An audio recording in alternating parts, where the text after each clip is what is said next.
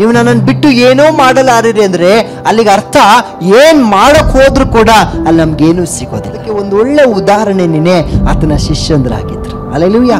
ಇವರು ಒಬ್ಬರೇ ಹೋಗಿದ್ರು ಅವತ್ತು ಮೀನು ಹಿಡಿಯೋದಕ್ಕೆ. ಹಲ್ಲೆಲೂಯಾ. ಇವರು ರಾತ್ರಿ ಎಲ್ಲ ಪ್ರಯಾಸ ಪಟ್ಟು ಬಂದಿದ್ದಾರೆ. ಆದ್ರೆ ಮುಂಜಾನೆ ಆ ಯೇಸುವಿನ ಸಂದರ್ಶನ ಆಯ್ತು. ಆವಾಗ ಯೇಸು ಸ್ವಾಮಿ ಹೇಳಿದ್ರು, ಈಗ ಹೋಗ್ರಿ, ದೋಣಿಯನ್ನು ಆಳವಾದ ಸ್ಥಳಕ್ಕೆ ನೀವು ಹಾಕಿ ನಿಮ್ಮ ಬಳೆಗಳನ್ನು ನೀವು ಚಾಚ್ರಿ. ಹಲ್ಲೆಲೂಯಾ. ಅಲ್ಲಿಗೆ ಅರ್ಥ ನಾವು ದೇವರಲ್ಲಿ ಇದ್ದುಕೊಂಡು ಎಲ್ಲಿಗಾದ್ರೂ ನೀವು ಬಲೆ ಹಾಕ್ರಿ. ಹಲ್ಲೆಲೂಯಾ.